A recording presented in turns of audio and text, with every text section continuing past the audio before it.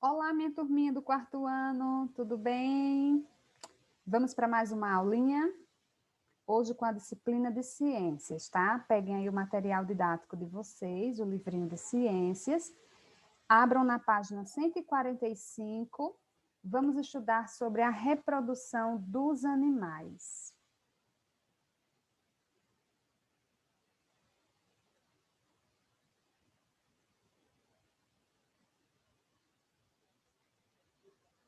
E quais são os tipos de reprodução dos animais?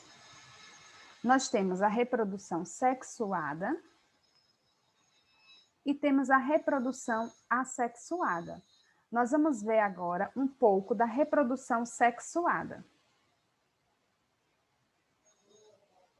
A reprodução sexuada ocorre quando os espermatozoides e os óvulos se encontram.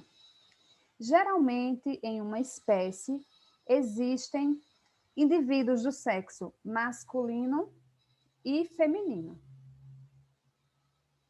Os machos, eles produzem as células reprodutoras masculinas, que são o que nós chamamos de espermatozoides, como vocês podem observar aí na imagem, tá?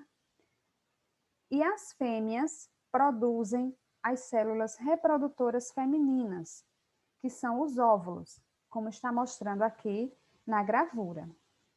Então, a reprodução sexuada ocorre quando essas duas células reprodutivas se encontram, como vocês podem perceber aí nas imagens, quando há esse encontro, essa união do espermatozoide com o óvulo. E essa união nós chamamos de fecundação, que a célula reprodutiva masculina, que é o espermatozoide, possui uma cauda, como vocês podem observar aqui na gravura. Essa cauda permite o movimento do espermatozoide em direção ao óvulo, que é essa parte aqui maior, correto? E esse óvulo, ele é imóvel, ou seja, ele fica lá paradinho. Só o que vai se mover é o espermatozoide até chegar no óvulo, ok? Lembrando que o espermatozoide é a célula reprodutiva masculina e o óvulo é a célula reprodutiva feminina.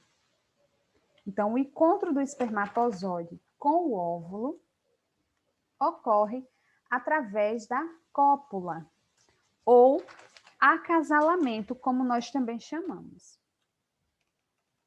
Após esse acasalamento, o espermatozoide e o óvulo se unem, que é o que nós chamamos de fecundação, e dará origem a um embrião. Esse embrião vai se desenvolver e vai ficar semelhante aos seus pais. Com o passar dos dias, depois do embrião já prontinho, ele vai sofrer algumas transformações. Então, aqui a tia trouxe para vocês o passo a passo das transformações do embrião. Por quê? Porque as suas células vão se multiplicando e vai começar a ganhar uma forma. E é a partir daí que vai ser formado um novo ser. Esse tipo de fecundação na reprodução sexuada é o que nós chamamos de fecundação interna, que é quando as células sexuais ocorrem dentro do corpo da fêmea. Ou seja, lá dentro do corpo da fêmea está o óvulo prontinho para receber a célula reprodutora masculina, que é o espermatozoide. Então, a esse tipo de reprodução, nós chamamos de fecundação interna. Nós dizemos, aliás, que aconteceu uma fecundação interna dentro do corpo da fêmea. E a fecundação externa? Já a fecundação externa, ela ocorre fora do corpo da fêmea. Ela é chamada de externa, né? Porque realmente acontece fora do corpo. e geralmente ocorre em animais que se reproduzem no meio aquático. E aí resulta numa liberação em grande quantidade de células reprodutoras do macho e da fêmea. Como vocês podem perceber aí na imagem,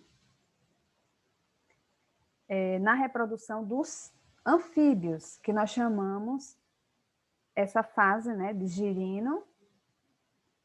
Como vocês podem observar aqui, o ovo fecundado, depois ele vira um embrião, depois ele vira um girino, vai se transformando, né, que é o que nós chamamos de metamorfose, até se transformar num corpo completo de um anfíbio. Os embriões, dependendo da espécie, eles podem se desenvolver dentro, assim como também podem se desenvolver fora da barriga da mãe. E aí nós temos algumas classificações para esses tipos de animais. Nós temos aí os vivíparos, que são animais que se desenvolvem na barriga da mãe, né? E quando eles estão lá guardadinhos, a mãe é quem supre todas as necessidades de desenvolvimento do filhote.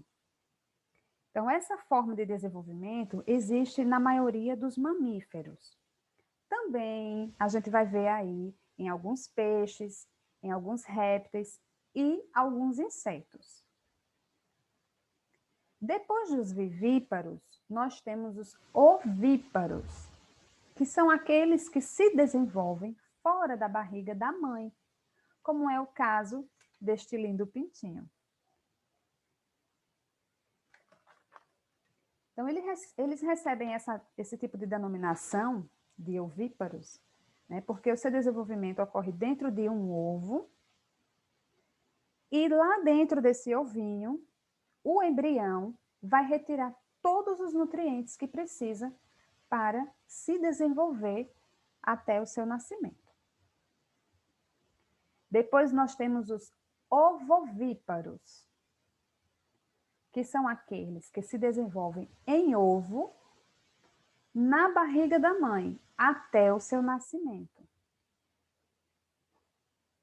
Algumas espécies de serpentes, de tubarões e de invertebrados são exemplos de ovovíparos. E qual é a diferença desta espécie para os ovíparos? É justamente esse fato, que é, mesmo dentro de ovos, eles ainda ficam dentro do corpo da mãe. E, a partir daí, todo o embrião já fecundado, tudo bonitinho, perfeitinho, nós vamos ter o desenvolvimento desse embrião, que vai variar de acordo com a espécie animal. A tia trouxe aí o exemplo de uma grávida, né, no caso do ser humano, que o desenvolvimento desse embrião dura em torno de 9 meses. Depois da reprodução sexuada, que nós estudamos até agora, nós temos um outro tipo de reprodução, que é a assexuada. E essa reprodução não ocorre junção das células reprodutivas.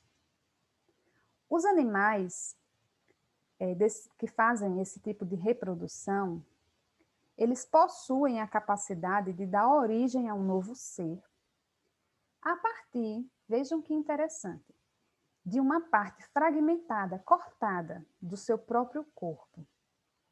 Ou seja, ele se regenera. Tudo isso sem a participação de outro indivíduo da mesma espécie. Portanto, não existe acasalamento nem fecundação, porque neste tipo de reprodução não há as células masculinas e femininas. Ok? E aí temos alguns animais, como as abelhas e as formigas, que são animais que conseguem se reproduzir sem ter a presença de um macho. Os ovos das fêmeas começam a se desenvolver sem acontecer fecundação. Aí, então, esse tipo de reprodução nós chamamos de partenogênese. Ou seja, o óvulo se desenvolve sem ser fecundado por um espermatozoide. E, por fim, temos o hermafrodismo, que são animais, e essa reprodução acontece em animais que possuem células reprodutoras masculinas e femininas ao mesmo tempo.